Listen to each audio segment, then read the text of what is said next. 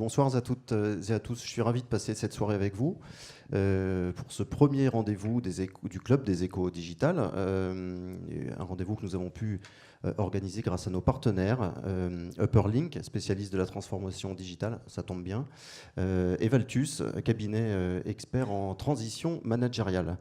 Ce rendez-vous, je vais vous résumer l'idée de ce nouveau rendez-vous très rapidement.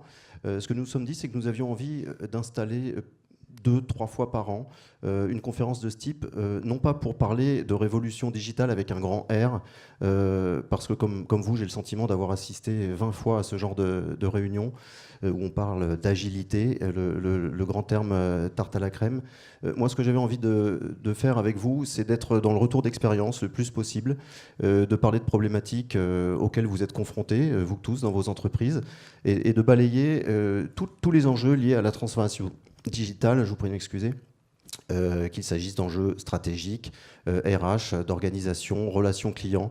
Et pour traiter tous ces sujets, nous nous sommes dit que le plus simple, c'était de faire venir un PDG et puis son CDO, son directeur de la transformation digitale, pour être le plus concret possible, encore une fois. Alors avec Alexandre Ricard et Pierre-Yves Caloc, ce soir, nous allons pendant 20 minutes procéder à des questions assez classiques. Et puis ensuite, vous aurez 15-20 minutes pour leur poser vous-même des questions.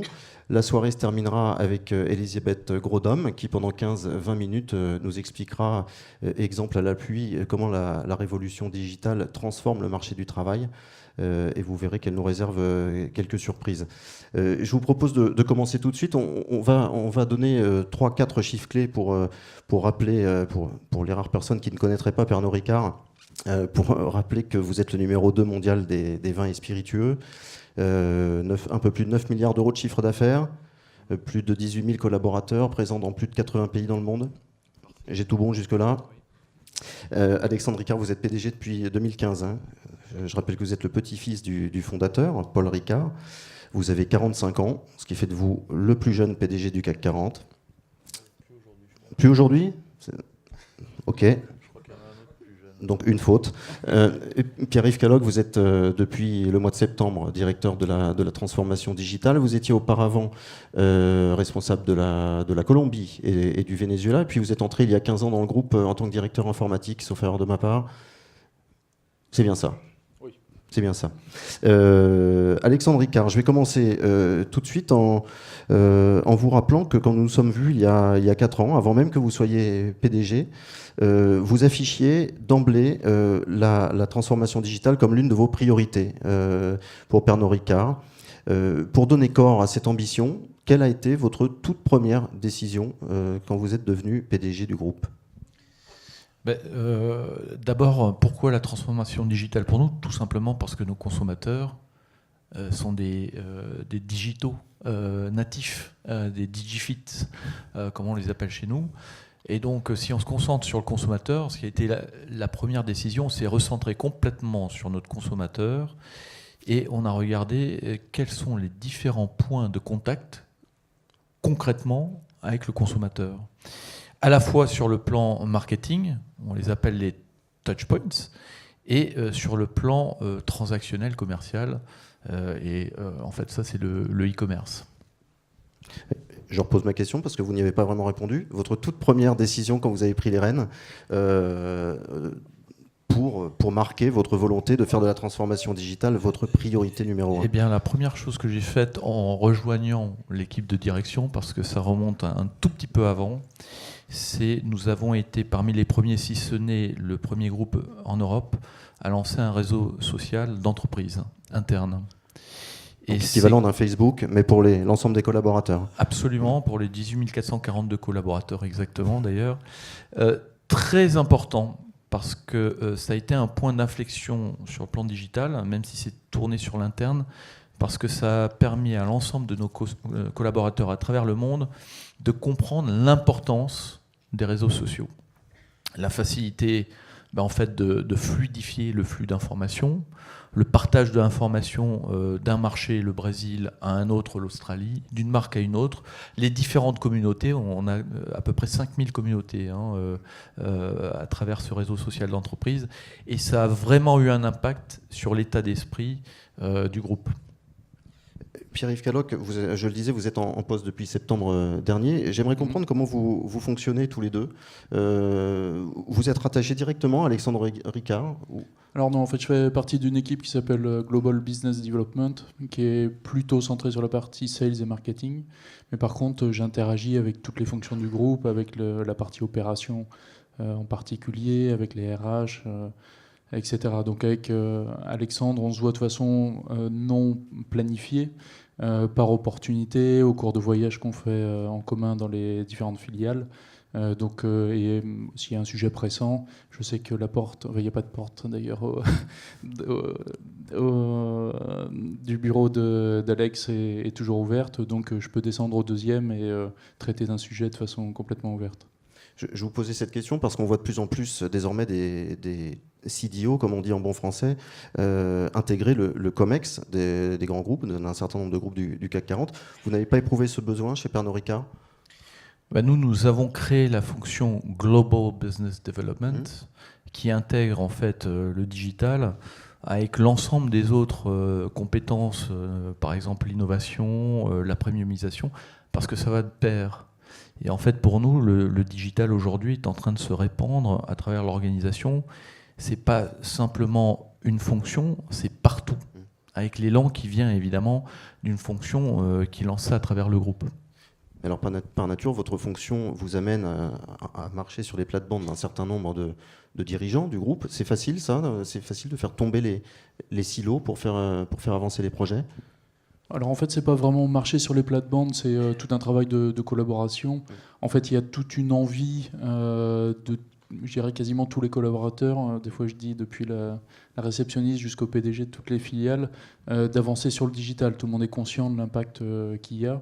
On a en plus une volonté interne vraiment d'évoluer sur le sujet, donc tout le monde est vraiment motivé. C'est vraiment une collaboration qui se fait avec les différents PDG, différents directeurs marketing, différentes entités. Ça, c'est le monde idéal, mais entre nous, on sait tous comment ça se passe. On est forcément confronté à ce qu'on peut appeler des baronnies, d'une filiale à l'autre, et vous proposez des changements d'habitude, d'organisation du travail qui doivent heurter un certain nombre de personnes dans la maison. D'où la nécessité peut-être d'être en phase tous les deux en permanence et d'avoir le soutien du PDG. J'imagine que c'est primordial pour faire avancer les projets. Oui, alors j'ai la chance d'avoir un PDG qui drive en fait la partie digitale, soit en donnant des objectifs chiffrés sur la partie digitale. Par exemple, on s'est fixé un objectif d'avoir un certain nombre de consommateurs en base de données d'ici 3 ans.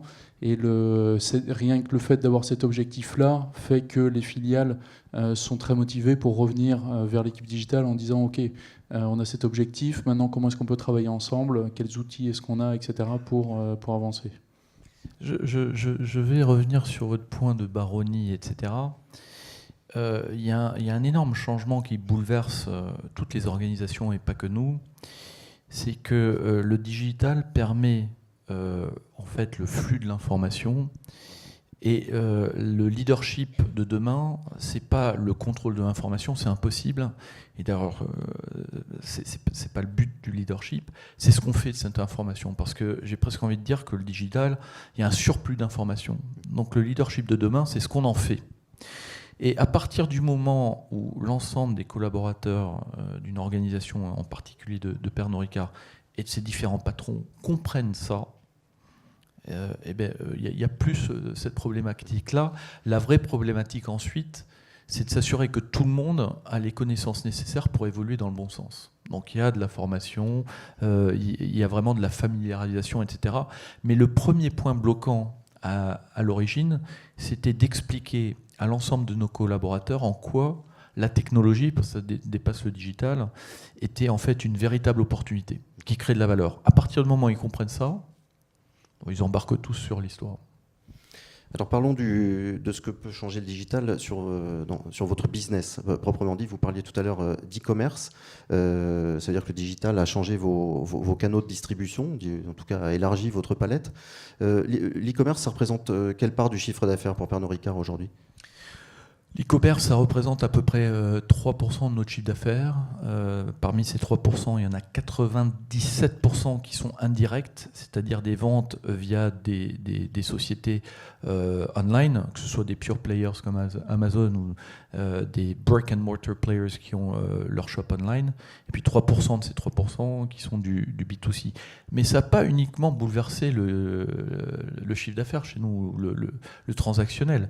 Ça a bouleversé nos façons de travailler, ça a bouleversé la relation que nous avons avec nos clients et nos consommateurs, ça a bouleversé la façon dont le business va évoluer à l'avenir, notamment autour de tout ce qui est la convivialité du futur via le digital.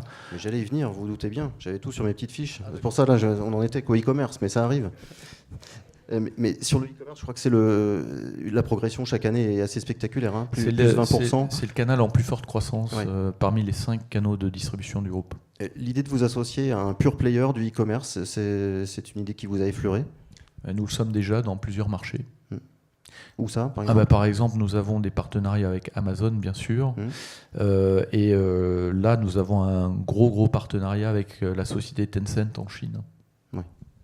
Alors parlons des consommateurs finaux et de la capacité qu'a le groupe désormais de mieux connaître ces consommateurs grâce aux data et grâce au digital au sens large. Concrètement, en quoi est-ce que ça a bouleversé votre façon de vendre des vins et spiritueux? Alors il y a un premier domaine, quand on est un producteur de produits de grande consommation comme nous, on a toujours la frustration de ne pas avoir de canal de distribution et le contact direct.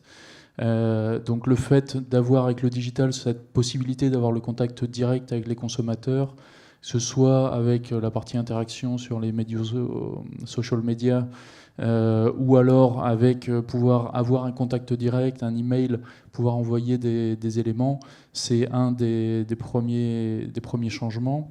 Le deuxième, c'est aussi d'avoir beaucoup plus d'informations sur les comportements de nos consommateurs, que ce soit en recherche d'informations, qu'est-ce qu'un consommateur dans tel ou tel pays va rechercher comme information, quel type de navigation il va avoir sur un site, nous permet de déterminer ses intérêts. Donc on a tout un ensemble d'informations qui nous permet de mieux segmenter. On peut mieux voir aussi qu'est-ce qui fonctionne, où, quand, comment. Donc on a beaucoup plus d'informations aujourd'hui pour mieux cibler nos campagnes, pour mieux déterminer où est-ce qu'on vend, à quel prix.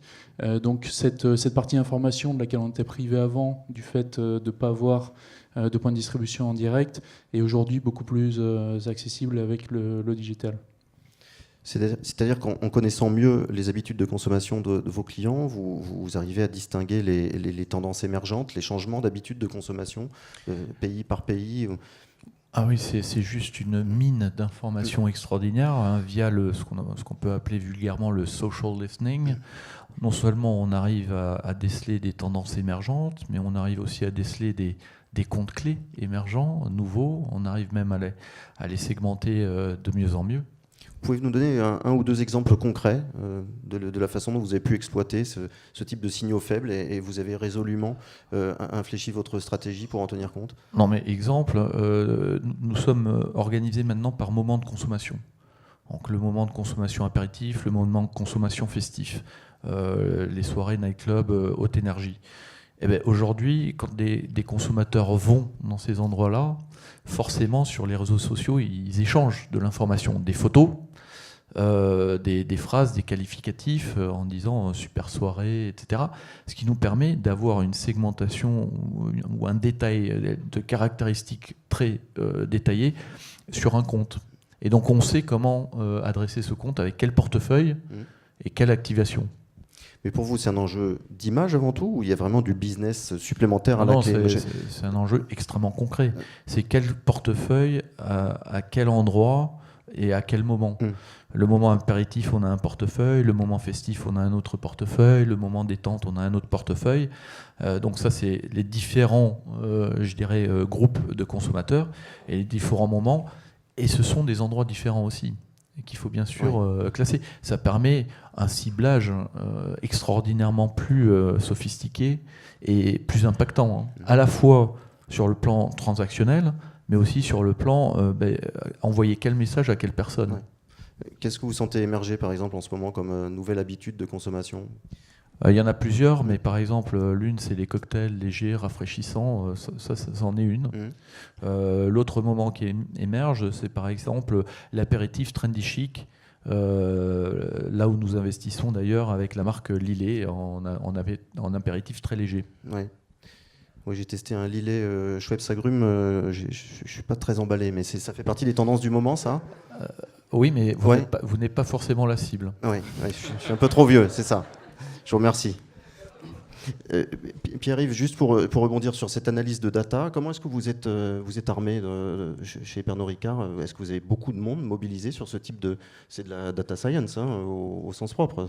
Alors, on a toute une équipe sur la partie système d'information qui est de plutôt bon niveau et qui a en plus eu une vision très pertinente depuis avant que je prenne mon poste. Donc c'est très pratique aujourd'hui puisque j'ai en termes d'infrastructure ce qu'on appelle des data lakes, c'est-à-dire des réservoirs de données qui ont été bien structurés et mis en place.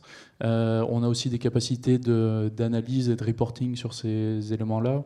Donc un autre exemple concret d'éléments, on est aujourd'hui capable dans une ville de classifier les établissements de consommation, les bars, cafés, hôtels, restaurants, discothèques, de les classifier en fonction du type de consommation, et ça en extrayant les données qui sont disponibles aujourd'hui, ce qu'on appelle open data, donc disponibles gratuitement sur Internet, et qui nous permettent de mieux cibler le type d'activité. Et comme disait Alex juste avant, on peut détecter un nouveau bar qui est en train de prendre de l'ampleur dans une ville, alors que des fois les commerciaux qui ne visitent pas forcément toutes les zones d'une ville en permanence ne l'ont pas forcément détecté.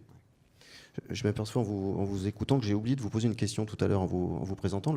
C'est très important que Pierre-Yves soit un produit maison, pardonnez-moi l'expression, pour le poste qu'il occupe aujourd'hui. Je pose cette question parce que votre prédécesseur était venu de l'extérieur, avait été recruté de l'extérieur. Est-ce qu'à vos yeux, il était important à ce stade du développement de l'entreprise d'avoir quelqu'un qui connaisse bien le groupe ? Je pense que la richesse du groupe, c'est de pouvoir faire les deux.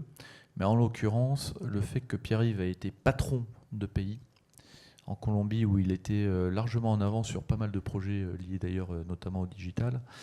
Mais le fait qu'il ait été en plus patron terrain, il connaît le business vraiment inside out, comme on dit.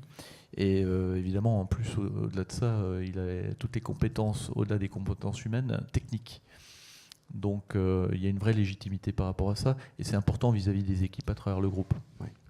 Alors on a parlé de la meilleure connaissance des clients, on a parlé du e-commerce, on a parlé également de l'organisation qui changeait grâce au réseau social interne.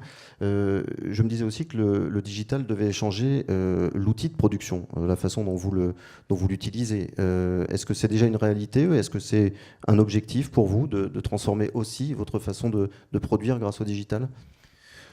En fait, là, je parle plus de la technologie. La première évolution, d'ailleurs, dans notre société, remonte à il y a plus de 20 ans, où les sites de production ont été équipés sur le plan technologique.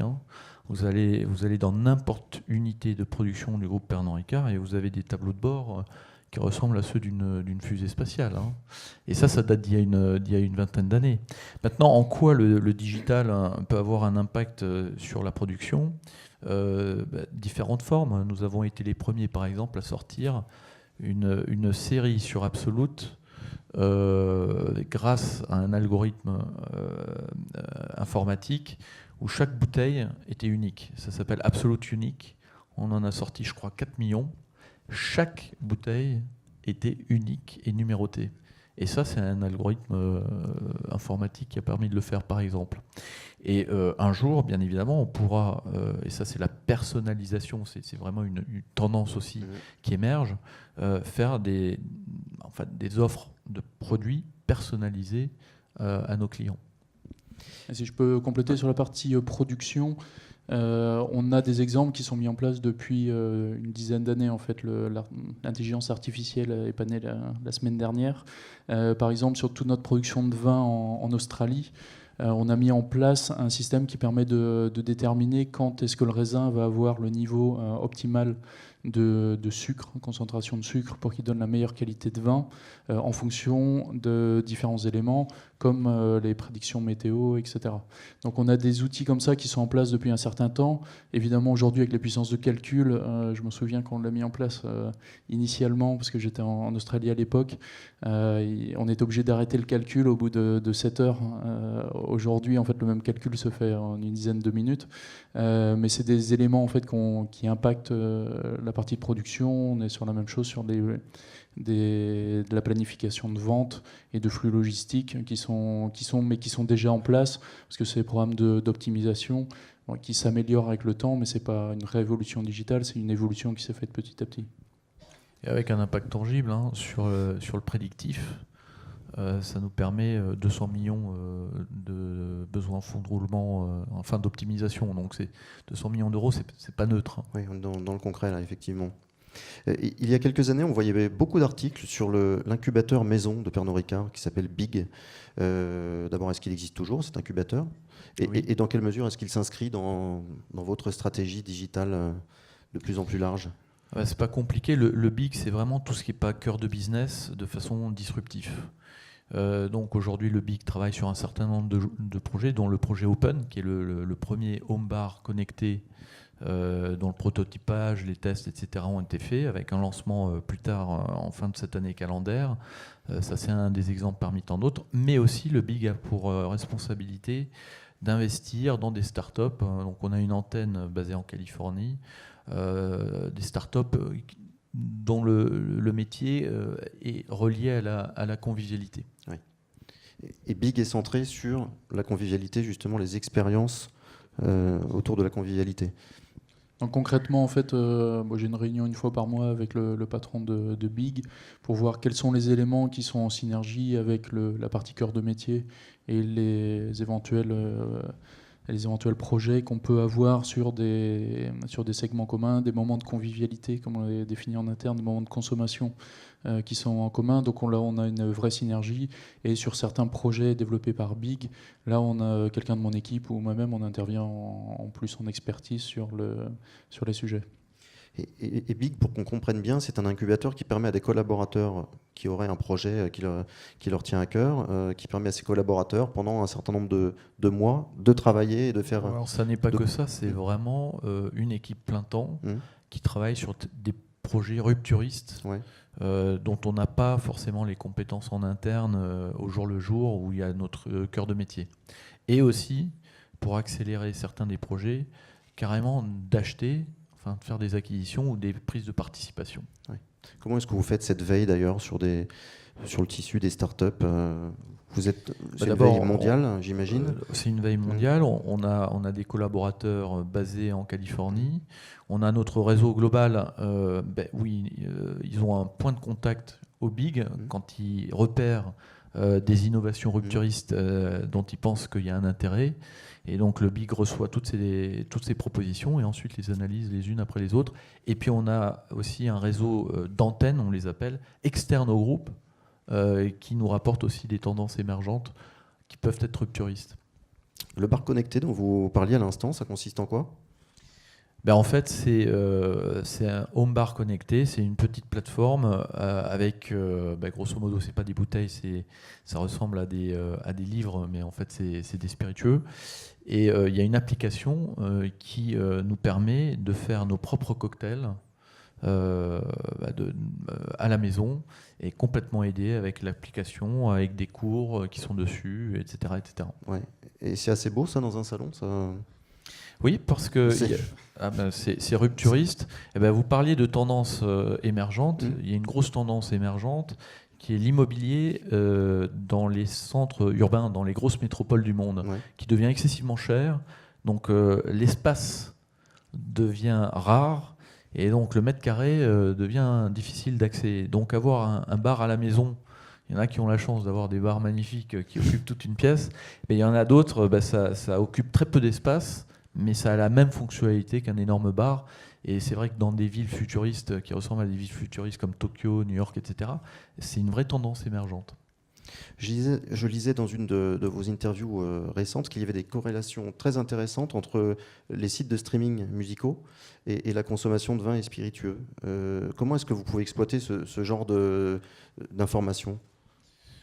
D'abord, c'est vrai qu'il y a des chiffres qui circulent, qui ne sont pas tous les mêmes, mais ils vont tous dans le même sens. C'est la plupart du temps, quand on écoute de la musique, on a un verre à la main. Non, mais c'est vrai. Donc il y a bien évidemment une corrélation. Quand on va en boîte de nuit, il y a de la musique. Quand on fait une soirée à la maison, il y a une musique. Et ça, c'est dans la partie, si on souhaite l'exploiter, c'est pas compliqué. Nous, on est à la fois les marques, les expériences et les services. Donc une soirée thématique à la maison, ça inclut, alors je vais prendre un exemple, on est en France, on n'est pas aux États-Unis, ça tombe bien, cubain, il n'y a pas d'embargo en France. Si on veut faire une soirée thématique cubaine, ce sera autour sans doute du mojito, voire du daiquiri, avec la marque Havana Club, mais aussi avec de la musique. Je précise que les mêmes corrélations existent avec les sites de rencontres, d'ailleurs. C'est vrai. Pour la petite histoire, j'étais étudiant quand le premier site de rencontre a été lancé à l'ESCP, et tous mes copains m'ont dit mais c'est fini, Ricard, c'est fini, les gens ne vont plus sortir pour se rencontrer. J'ai dit oui, mais regardez comment tous les messages de rencontre finissent toujours. Est-ce qu'on peut se rencontrer autour d'un verre ? Oui. Voilà. Non, et aujourd'hui, cette partie de streaming, on l'utilise concrètement. Il y a certains pays où on a développé une offre de home parties dans lequel, pour un certain montant, vous pouvez avoir, en fonction du nombre de personnes, une dizaine de bouteilles de Chivas par exemple, un bartender et de la musique qui peut être donc soit avec un DJ, soit en streaming, avec un partenariat avec Spotify par exemple.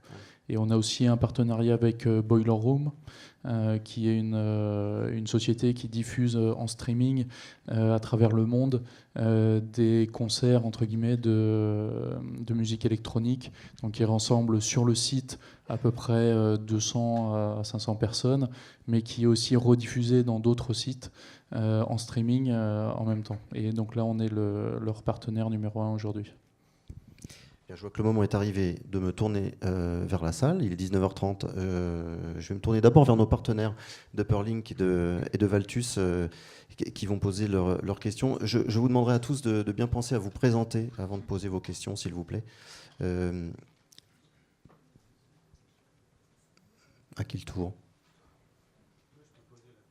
René Louis-Ada, président de la société Upperlink, donc spécialiste en transformation digitale.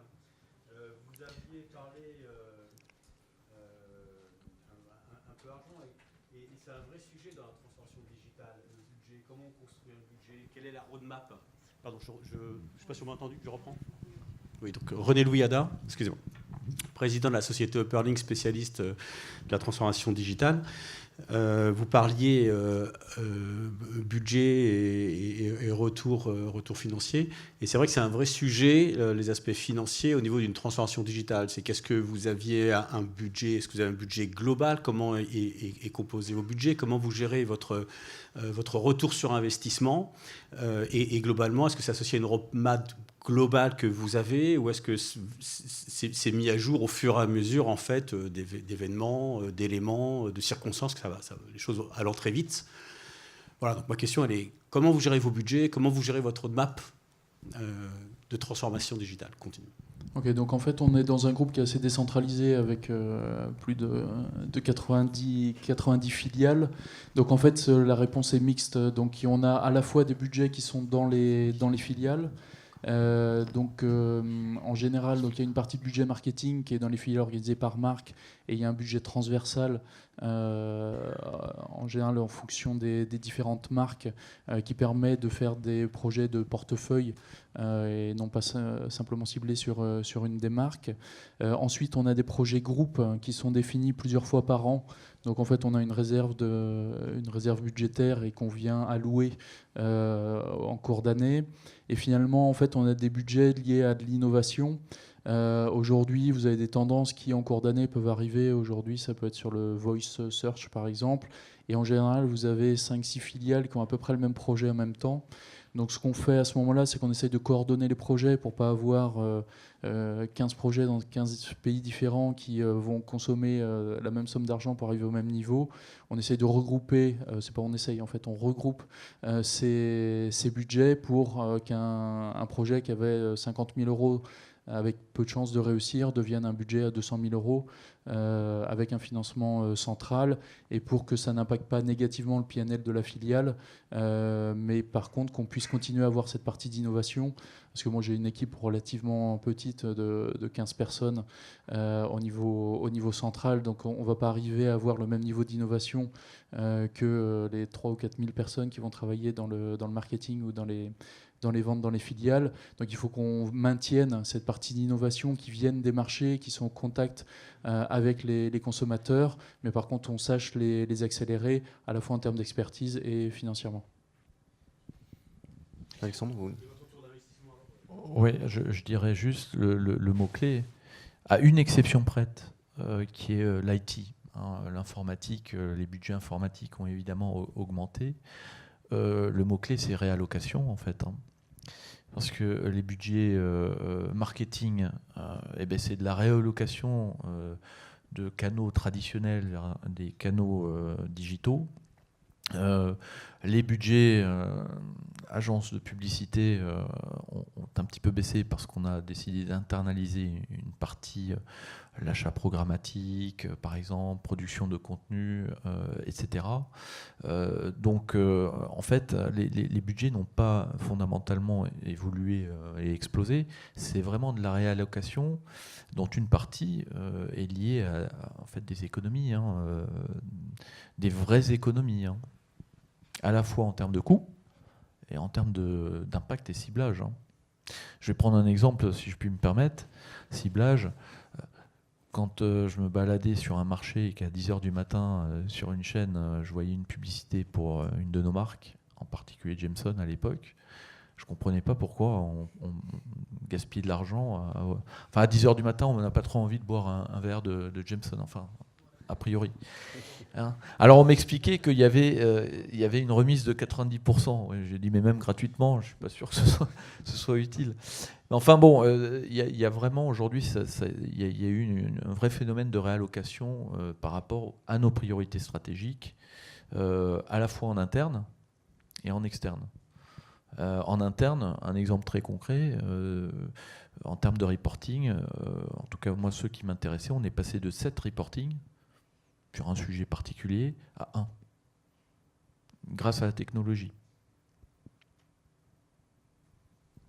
Et après, sur la partie de retour sur investissement, donc on classifie dès le début les projets en fonction de l'espoir de retour sur investissement. Il y a des choses sur lesquelles on espère un retour sur investissement immédiat.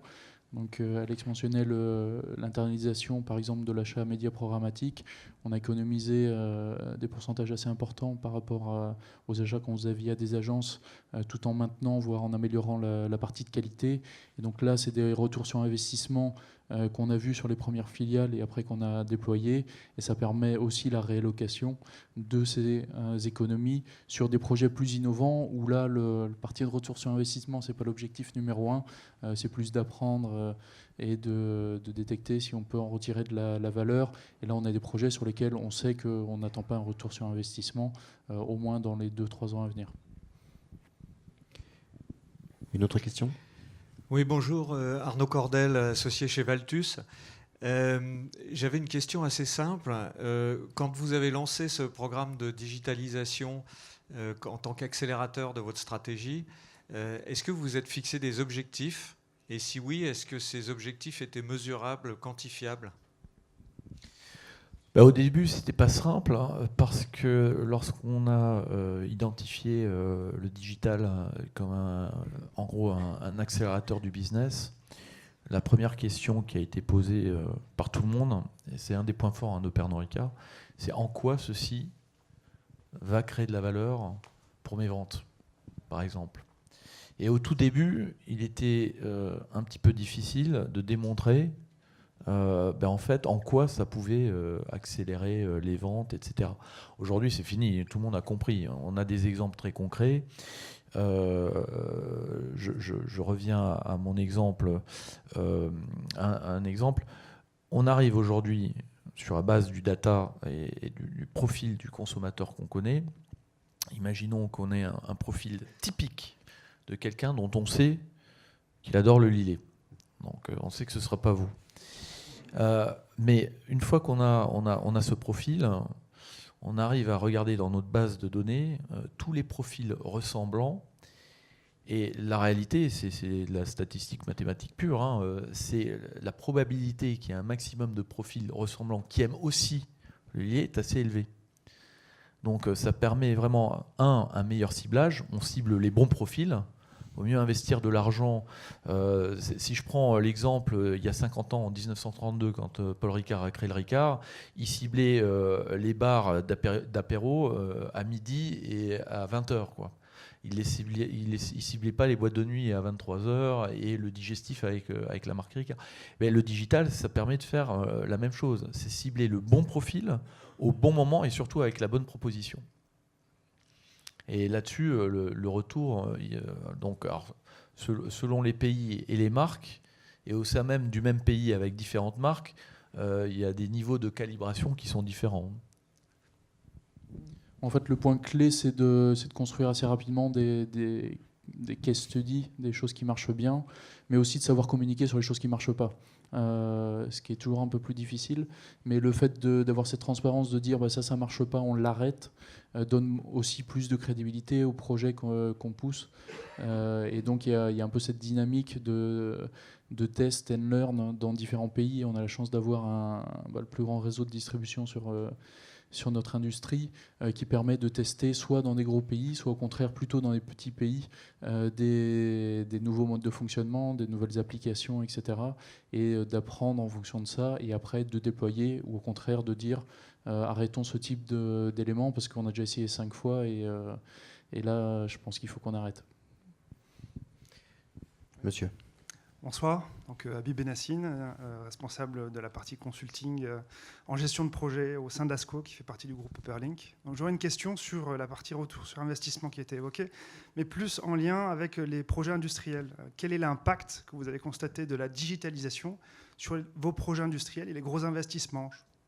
J'ai en tête, par exemple, la construction d'un nouveau site de production. Voilà. Quel impact la digitalisation a eu sur ces projets? Alors, on a eu les éléments concrets qu'on ont été plus focalisés pour nous sur des réductions de niveau de stock. Donc, en fait, on a mis en place il y a 3 ans déjà une plateforme qui permet d'échanger entre les sites de production et l'ensemble des filiales de distribution, l'ensemble des volumes qui sont échangés. Donc, non seulement les volumes réellement échangés, mais aussi les forecasts, donc les prévisions de vente. Et on a augmenté petit à petit l'horizon de forecast qui avait été qui est mis dans la plateforme. Et là, on a eu des réductions de l'ordre de 18% sur les niveaux de stock, en répartissant mieux le stock, tout en maintenant ou en améliorant un peu la partie rupture de stock. Parce que quand on fait de l'optimisation de stock, il faut toujours regarder les deux éléments. Et donc ça, c'est un des éléments concrets. Je ne sais pas si on a déterminé une partie de site de production en fonction, mais je ne pense pas que ce soit le cas aujourd'hui. Non, mais par exemple, l'enjeu de la traçabilité totale jusqu'à la maison du consommateur, s'il le souhaite, bien évidemment, via la bouteille connectée, ça fait partie aussi des enjeux du futur. On a déjà des bouteilles connectées dans le marché, et ça permet d'ailleurs de répondre à 2 sujets, sur le plan défensif, tout ce qui est contrefaçon, etc., et sur le plan plus offensif, à avoir vraiment un lien direct avec le consommateur qui le souhaite.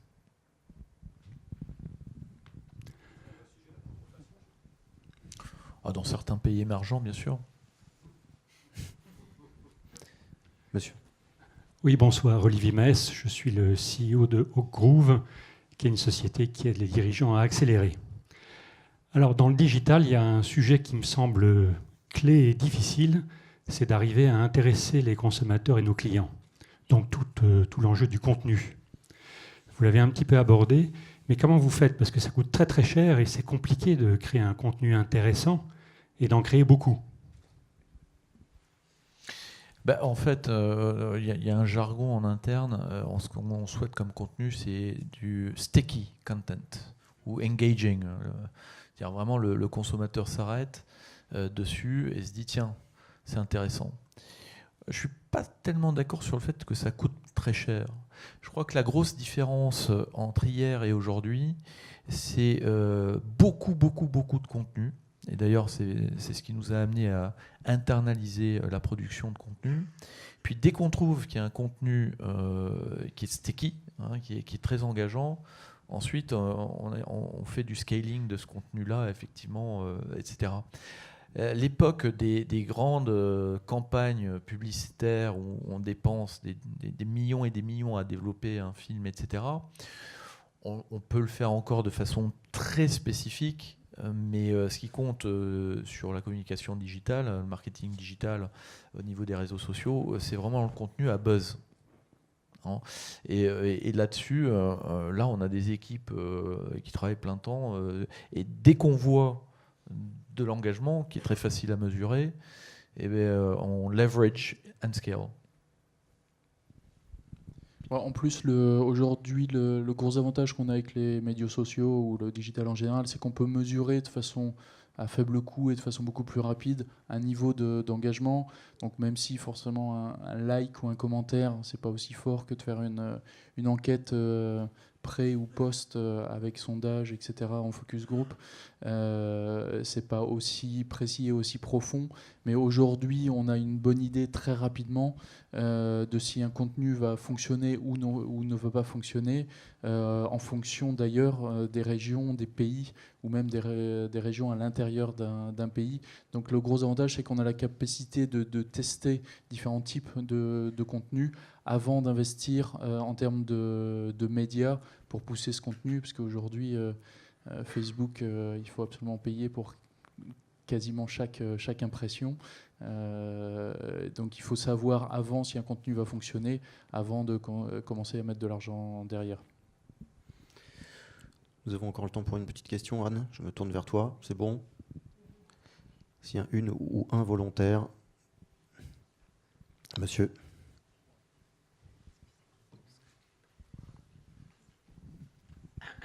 Daniel Barouin, vice-président Carwan, cabinet ressources humaines et transformation organisationnelle.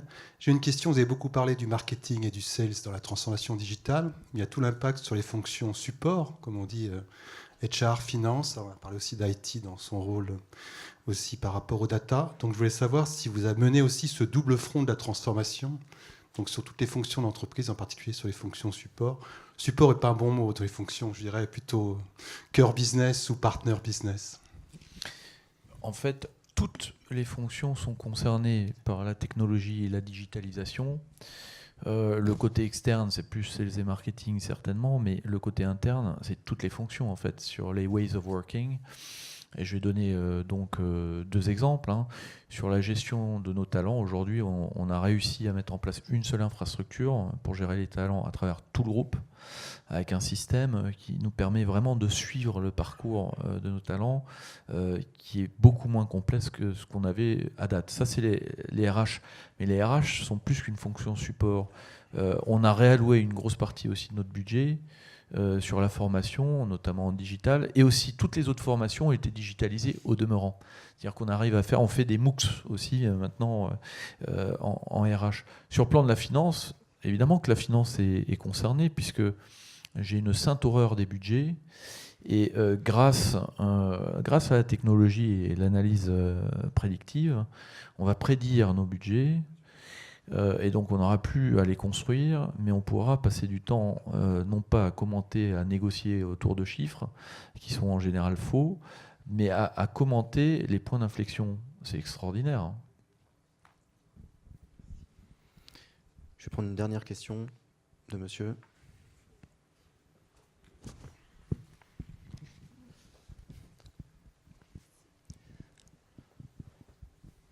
Bonsoir, Franck Saléprin, Salesforce. Je voulais savoir en fait comment vous estimez vous situer par rapport à d'autres industriels justement en termes de transformation digitale. Et d'ailleurs à qui vous benchmarkez en fait. Est-ce que c'est par rapport à vos pairs ou par rapport à des nouveaux entrants? Voilà, donc comment vous vous situez? Vous travaillez chez Salesforce? Exactement. qui est le concepteur de votre réseau social, hein, si je ne me trompe pas. En fait, pour être honnête, on passe pas dans mon équipe beaucoup de temps à se benchmarker. L'objectif est plus de répondre aux attentes des consommateurs.